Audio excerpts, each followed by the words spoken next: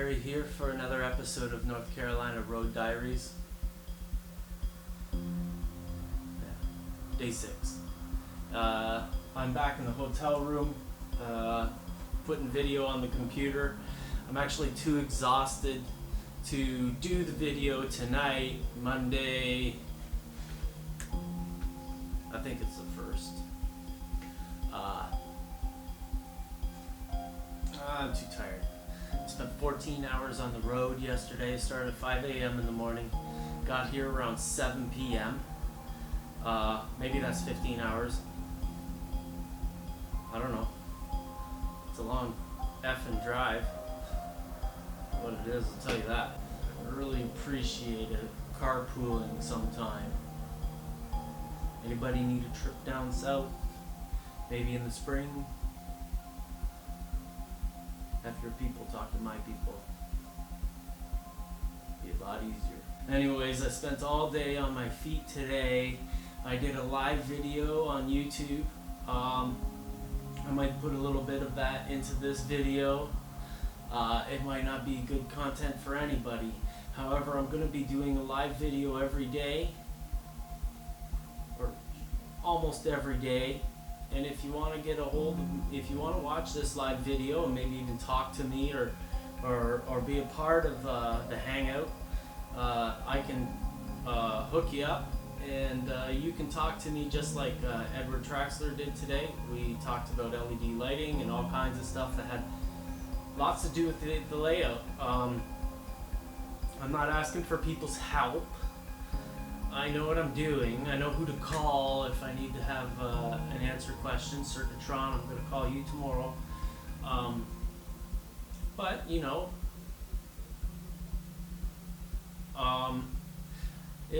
it's not something that's going to get in the way of me building the layout. But, you know, it might be fun to have questions go through. And, you know, I'm by myself. I'm listening to the radio. I'll turn it off if you start coming on and talking, whatever. You know what I mean. Anyways, so today we did the meet and greet today, went for breakfast, and like I said, I spent a whole day on my feet. Today was all about kind of planning where the buildings are going to go. We have a plethora of buildings. This layout is, I had it written down, and I think I left it there. I'm pretty sure I left it there. Yeah, I forget the length. I think it's about 30 feet on one side and about 20 feet on the other, so it's about 50 feet by generally 3 feet wide. It's 4 feet in the one section, but most of the others are around 2.5 to 3 feet wide. So tomorrow I'm going to be starting to finish up the L and paint some clouds and backdrops using a technique that I found off of Clark Kooning, MMR, and gotta give credit where credit's due. So we're going to be using that technique. Paint the clouds, paint the backdrop, fix the lighting that is installed, that has been installed with hot glue. Anybody who's using hot glue today or any time and thinking that it is a great product, it isn't a great product. I find it wonderful how the lights all stuck nicely to the metal frame of the cabinetry. However, when the lights were put onto the wood board, the hot glue gave away and the whole thing fell off. Now, wouldn't that be fun to do after the layout's done? You know? So, hot glue is a lazy way out of clamping a glued product.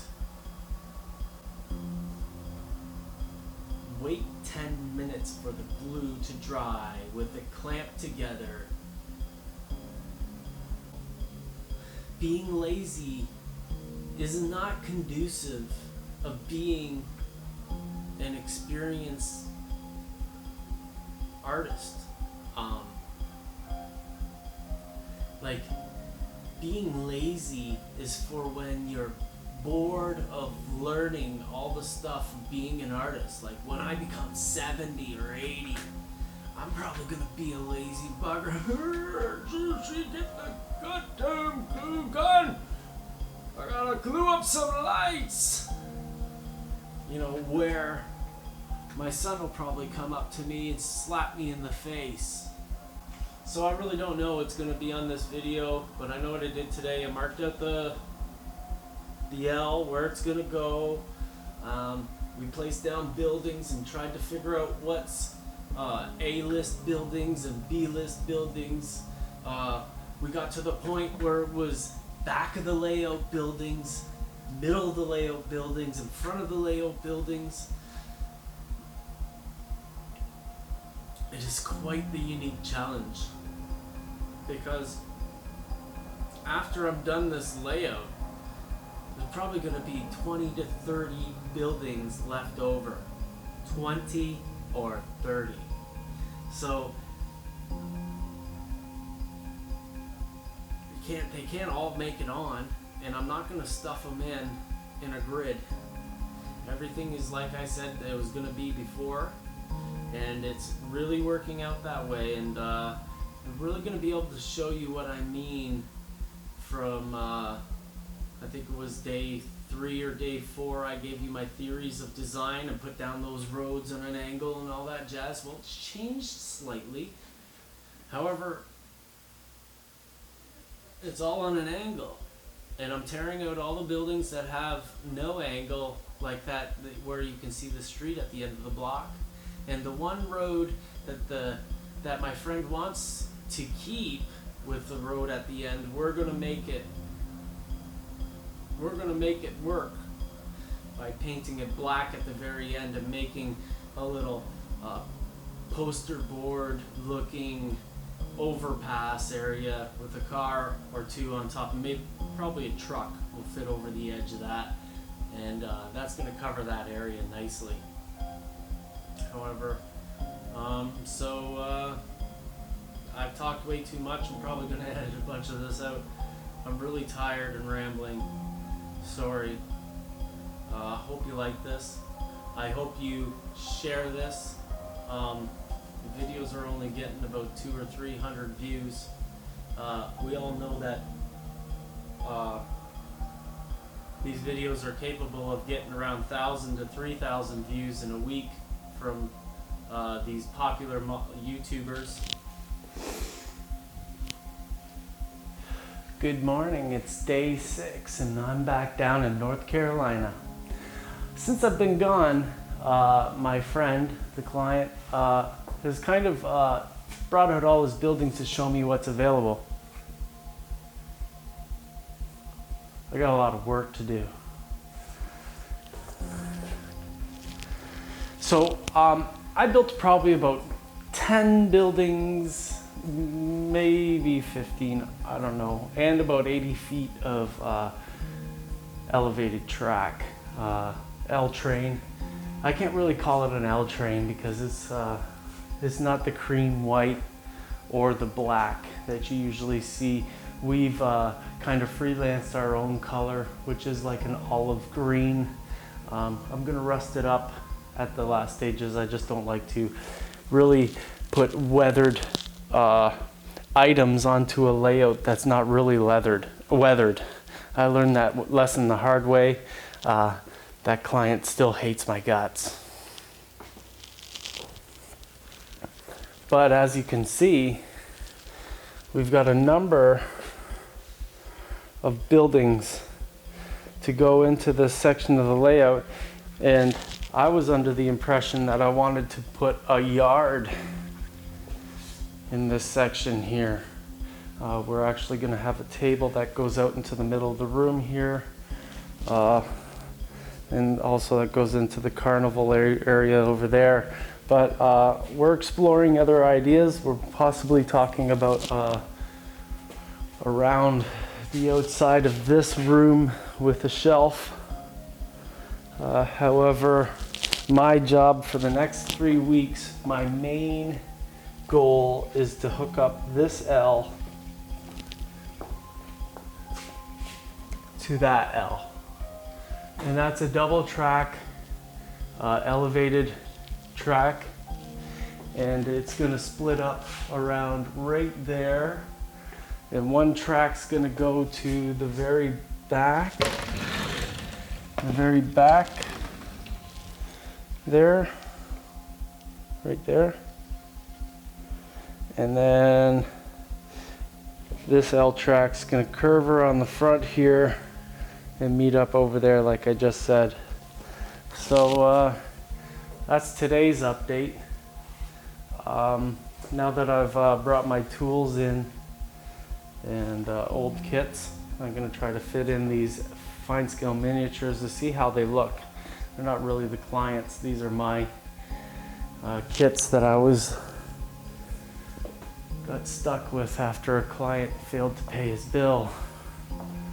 So yeah, that's that. Oh, look at the front of that building. Love it.